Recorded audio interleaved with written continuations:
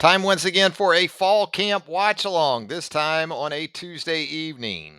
August the 15th, 2023. Travis Reier, senior analyst for BamaOnLine.com, back with you. The Crimson Tide on Tuesday, working in full pads following last Saturday's scrimmage at Bryant-Denny Stadium. Of course, another important scrimmage on tap this coming Saturday at Bryant-Denny, and getting to that point, right, where you're starting to think that numbers are going to be streamlined a little bit as far as legitimate options in your top 40, top 45 guys. Went into last Saturday probably feeling like you knew a good bit about your top 28 to 32 or so. What you hope is that you came out of that scrimmage feeling like you had a better understanding of who maybe your top 40 to 50 guys are. And so reps should start to reflect that as we move forward.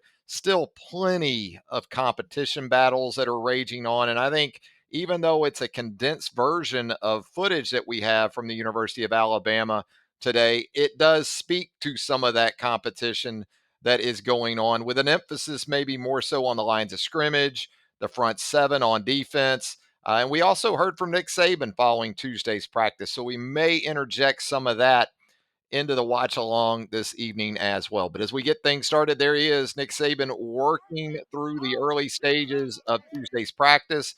And I'm going to go ahead and stop at 3 seconds in, because I think it's worth noting a couple of things. Just a reminder that essentially all that we see here in this footage that we receive from Alabama is going to entail individual drills. You're not going to see 7-on-7 in this practice footage from UA. You're not going to see teamwork. You're not going to see 11-on-11. So what you're going to see is the early stages of practice, the early periods. Maybe once in a while they'll show you some flex. Scott Cochran back in 2008 went a long way to sort of nuking flex for the media when we were able to go out there on a consistent basis with that comment about the University of Georgia wearing the black jerseys for that matchup in Athens all those years ago. But what we do see with individual drills is that you'll see position groups sort of combine and work together. And that's what you got right here during the early stages of the footage. You've got corners, you got defensive backs working with some wide receivers in some drills there. A lot of times they entail ball security, or sometimes they'll entail coming up and run support to, get a block in space, get off blocks in space, because it's a big part, obviously, for both those positions on both sides of the ball, for the receivers and also for the defensive backs. But Saban there coaching up freshman defensive back Jalil Hurley a little bit. And I'll push it back just a little bit too, because in the background there, about 6 seconds in, we do see again a couple of position groups that looks like that are working together. Shouldn't come as a surprise, because there's functionality, I guess you could say, on the practice field when you bring, say, tight ends and outside linebackers, tight ends and linebackers in general together. Right there, you see CJ Dupree in the background. You've got some of those outside linebackers. And really, what you have seen in the past in situations like this early in practice, when Alabama's had cross trainers at the linebacker position, say a Rashaan Evans years ago, we would go out to practice for individual periods, the few that we would see, and you might see Rashaan Evans working with the inside linebackers in this period. Maybe he goes out over to the outside linebackers. Some of that certainly has to do with the situational packages that Alabama likes to employ, whether it's base and then you go to, let's say, a pass rush nickel or the dime rabbits, and you want to keep this inside linebacker on the field, but he's more of an edge in those looks. And that was, of course, kind of the way it worked with Rashaan Evans. We also get into the outside linebackers once again. I like this stuff, man. Coleman Hutzler there overseeing Dallas Turner about 15 seconds into the footage, working on not just shooting the hands, okay? From really Saban's start at Alabama, there was an assistant coach that worked on the other side of the ball, and he talks so much about rolling your hips and getting your lower body engaged and timed up with that strike with your upper body. And that's what you're seeing here, where again, it looks like it's mostly about the upper body. It's really starting from the ground up. And you see Dallas Turner and Chris Braswell 18 seconds into this. Obviously, two guys expected to hold down the edges for Alabama. Will be interesting how they're utilized together, how much Do we see a continuation of what we've seen in recent years where Alabama's two outside linebackers with as much nickel as Alabama plays, five defensive backs, essentially base defenders? Back in the day, it was, well, you had two outside linebackers if you were in base. But then when you went to nickel, Alabama would still leave three defensive linemen on the field with an outside linebacker. Now, a guy who can handle that in the big nickel for Alabama and has done it in the past is Justin Aboigbe. So that could be a possibility, or it could be that Braswell, now up to 255 pounds, you just put him out there with Dallas Turner and you kind of roll with it. But again, working hands, working the hips here with the sled work, working on stacking, getting those eyes inside and shedding the block there. You saw Q Robinson and Keanu Coate. A couple of young guys there that we just saw, and Quay Rusal and Yanze Pierre. Here comes Keon Keeley, another fabulously talented incoming edge or true freshman edge. And this is where a lot of times it shows up for young guys making that move to the next level, because at the high school level, and there's more and more programs out there that do a tremendous job of technique and leverage and those type of things, and getting at least a base understanding for these guys at the high school level. But there's also still a lot of places where they don't have the resources, or maybe the staff size, or the types of things that allow for that type of development, where guys are pretty much cut loose in high school. They just go get the football, run around and go get it. So that's where a lot of times you have kind of like pass protection for running backs is a little bit slow in coming. Sometimes that's what you see. A lot of times, really being able to play with your hands as much as anything for young linebackers in general, but certainly it's true at the outside positions as well. Not so much of a problem for number 35 there, Jeremiah Alexander, who has that body type that has always translated to being strong against the run. And he's got the time in the program now. And he understands it more than maybe some of those first year guys. But there again is Q Robinson with Coop. There's Quay again with Yanzi Pierre. Back to Dallas Turner and also Chris Braswell. So Coleman Hutzler getting a lot of camera time here for his guys as you rep back around to Robinson and Coot. Blue skies in Tuscaloosa, as we can see. Maybe not as quite as brutal as far as the conditions go. It looked like basically the midsection of the country right there from about mid Alabama, central Alabama, up through Chicago. Not that I'm Jim Cantori or anything, okay? It looked like caught a little bit of a break on Tuesday. When you look ahead to Saturday for the scrimmage, though, it looks like, and again, like last Saturday, high 90s is what they're projecting right now for the scrimmage. And there you see some walk-ons getting some work as well. Always good to see those guys get a little bit of time. Important people, man, walk-ons. Not just in terms of, the look that they give your starters or your two deep guys on a consistent basis, whether it's individual drills, whether it's teamwork. But they also, with them filling in some of these reps, they give some of your guys a chance to sort of catch their breath, especially in the month of August. It's like quarterback. You got to have enough arms not to overstress the arms that you're actually evaluating for a competition like the one Alabama has now. If you want to get everybody a lot of reps, you want to get your top guys a lot of reps, but with the tempo that Alabama works at on the practice field, without some of these walk-ons taking on some of these reps, especially in individual drills, it would be even more difficult to sort of push through these practices in the preseason. Got it rolling once again here as we're at the 1 minute and 12-second mark. More of the outside linebackers. And this is an area, again, where a year ago, Alabama, if we're being honest, the numbers look good, but in some critical spots, didn't take care of business. Wasn't disciplined enough. Eye discipline wasn't good. Busted assignments. Jaden Daniels, again, some of what he was able to do in the LSU game comes to mind. Tennessee didn't run for a ton of yards, but Tennessee ran it well enough. And so, whereas we always talk about pass rush as it relates to edge guys, it still starts with the run. In Alabama, even without Will Anderson in 2023, that's an area where, in terms of consistency and when the game's on the line, Alabama will want to run the football especially better this time around, and they're going to want to be better against the run as you get into the fourth quarter. There's Tim Keenan. Speaking of run defense, how about the big guy? Is he ready to step in and take on more of a role?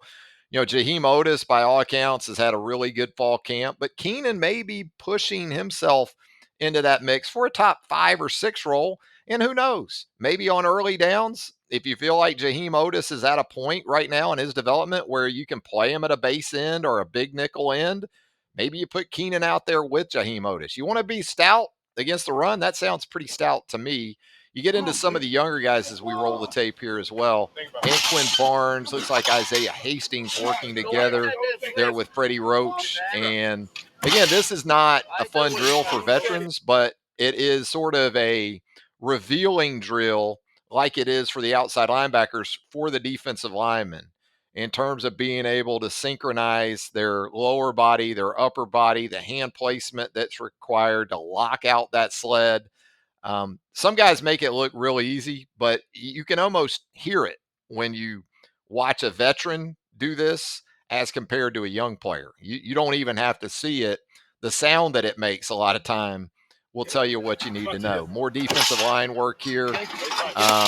You got a young guy, Jordan Renaud over there, number 90, also in this drill, and very much a developmental player, like most of these linemen are. I know everyone wants offensive and defensive linemen to just jump in and light it up from day one. The reality of that situation is that's typically not going to happen. Didn't really happen for Jonathan Allen. Didn't really happen for, I can go down the list of guys that it took some time. Quinnen Williams, redshirted, I believe. Deron Payne, all these guys, it took some time. And for Jordan Renaud, this is a guy who came to Alabama sort of a tweener, more of an edge body coming out of high school.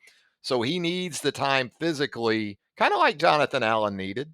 Although we did see Jonathan, I believe, as a true freshman as that season wore on. But it's not unusual, certainly, for guys to need that time. As we get into the offensive line here, at the 1 minute and 48-second mark, it's an interesting combination that we get going here with. There's Darian Dalcourt at right guard, and you also have him working alongside right tackle J.C. Latham. So still working different combinations. I wouldn't take too much out of all of this other than what we thought going into the first scrimmage is likely still the case coming out of it, in that nothing has been finalized at left tackle as we roll this here in a little bit. And also that guard spot opposite Tyler Booker. Now, you have a couple things working in your advantage with all that, too. You have a veteran in Darian Dalcourt who, whether you ask him to work at left or right, he's worked at left a good bit going back to spring practice. So we see him here at right. Shouldn't be that big a deal. Now, you got some guys that, depending on if they're right-handed or left-handed, it can be a bit tricky. But Terrence Ferguson is a guy at this point in his career that's flipped between the two spots, and we've seen him even work at the center position some. So shouldn't be a big deal, but just mixing and matching still as we get ready for the second scrimmage of fall camp. And there we see Terrence Ferguson at the 1 minute and 53-second mark, and he's working alongside true freshman Wilkin Formby. Wilkin Formby, of course, a 4-star tackle who signed back in December as a part of the 2023 class. Here you see Wilkin, kind of a technician type. And when I see him, I come very close, and I'm sure I'll do this at some point. I'll make the mistake of probably referring to Wilkin Formby as Bradley Bozeman. I see the number and those type of things. And Bradley Bozeman was a versatile dude. And I think Wilkin can be that kind of guy. But you see the hand work, the hand placement here, working the technique. Wilkin Formby, I've always felt in watching him sort of develop there in Tuscaloosa at Northridge High School, self-made player, talented dude too. That's not to say he doesn't have the requisite talent needed to play at this level or at a high level. But a dude that really put in the work throughout and became a better and better player, it seemed like, every week during his high school career. And I think it's more of a matter of when, not if, for Wilkin Formby. And it's also good here in the practice footage at the 207 mark to see Miles McVay. Miles sidelined a little bit, and here he is working the drill here at the 207 mark. Looks like Terrence Ferguson beside Miles McVay as well. And who knows, man? I mean, that tackle situation, I wouldn't count anybody out right now. So whereas we talk about Wilkin Formby, Miles McVay, some of these guys is, still a little bit away, somebody's got to take that job.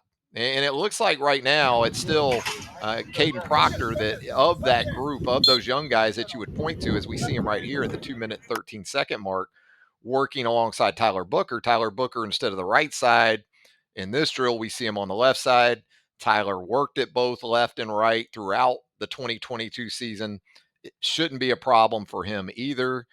Mixing and matching, trying to find those best combinations. But Caden Proctor, the longer that thing has gone on at left tackle, you've always felt like that bode well for his chances because it was going to take him a little bit longer. And so we'll see if Caden Proctor here as we get into the stretch run of fall camp. And man, fall classes going to start right around the corner. I mean, you had bid day right here in the last couple of days, I guess. Yeah.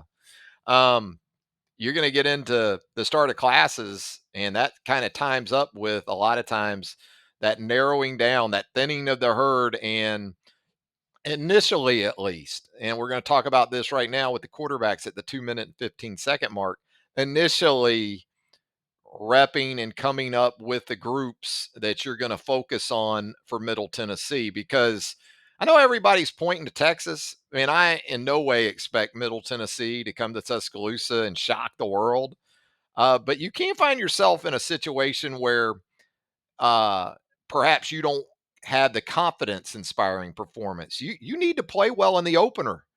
You need to play well in the opener, not just in terms of, solidifying some things and what you think you have in this team physically, but with Texas up in week 2, you need a solid to really good performance for the mental aspect of it. You need to see the ball go in the hoop consistently in that opener against MTSU. So Ty Simpson here at the 2 minute and 15 second mark. He's up first in the video, working a little bit of a comeback route, the freshman tight end Ty Lockwood. Then we get Tyler Buckner. He's going to hit a crossing route there. Jalen Hale, man, that dude's going to be a player. I know that to this point, hadn't been as much talk about Jalen Hale and really the freshman receivers in general. But when you got Jermaine Burton, you got Ja'Cory Brooks, you got Malik Benson, you got Shaz Preston, you got Kendrick Law, there's a backlog right now. You're going to have to kind of go through those guys as a true freshman, or at least a couple of them, if you're Jalen Hale, to work your way onto the field. But I think big picture wise, I still like Jalen Hale a lot. Thought we saw enough of him back in the spring in the A-Day game. You saw him on an over route in that scrimmage. Nice ball from Dylan Lonergan. And then Hale makes Bray Hubbard miss after the catch, picks up some more yardage. Jalen Hale is going to be just fine. So Simpson's still working here in the video. He too hits the crossing route to Shaz Preston. Jalen Milroe up next. He hits the pivot route to Robbie Oots. Jalen Milroe, by all accounts. I don't know if Jalen's done enough to get both hands on the job, but if he had one hand on it, he hasn't lost that grip to this point. So still very much a competition. I've said all along, kind of like the old BCS championship format, you don't necessarily have to be the one going into Middle Tennessee. If you're the two, I think you're still very much in it. You still have a chance to win it. So that's the challenge right now for these three quarterbacks, getting into those top two slots, because you get the sense that it's still close enough, perhaps maybe more so with Milroe and Simpson at this point, with Buckner also there, that if you're in those top two going into that opener, you got a chance. You still have very much of a chance. And so there's Robbie Oots. Here comes Simpson again, just working some simple routes with the tight ends and wide receivers. Hits CJ Dupree there. There's Amari Nyblack. Talk about a guy who's had a lot of buzz surrounding him throughout the course of fall camp to date. Apparently had a really nice scrimmage last Saturday. And we talked about the intriguing possibilities that you can think about with him, not just in terms of 11 personnel with three wide receivers on the field with Amari Nyblack, but you got a couple of tight ends in CJ Dupree and Amari Nyblack. You want to put them out there. You talk about some matchup issues. in 12 personnel with linebackers and safeties, yeah, I think you could certainly see that coming to fruition as well. But Danny Lewis, another guy, some really, really fascinating combinations. And I think more so certainly than a year ago. That's going to be a tougher position. Cam Latu was very productive, not to say he wasn't, but I don't know if they were able to stress um, defensive personnel like they will be able to with this collection of tight ends in 2023. So Milroe's still working. We talked about Danny Lewis. He's working that little comeback route. Probably be a good route against either zone or man. And then Buckner with the crossing route to Ja'Cory Brooks. Nick Saban on record following that scrimmage on Saturday, not happy with some drops. So you're not going to see drops in the footage provided by UA as we come to the close of the footage. But still, you see Emmanuel Henderson there at the end. And, when it comes to just slot personnel, when you think about Isaiah Bond and Kobe Prentice and Emmanuel Henderson working inside too, and you got to be careful too with those kind of talents because you sort of pigeonhole them like a Jalen Waddle. I think a lot of people still consider Jalen Waddle to be almost exclusively a slot guy, and he is still hell in the slot. But when you got that type of talent, they can play other spots. You can get them in there in 12 personnel when you've got just two wide receivers on the field.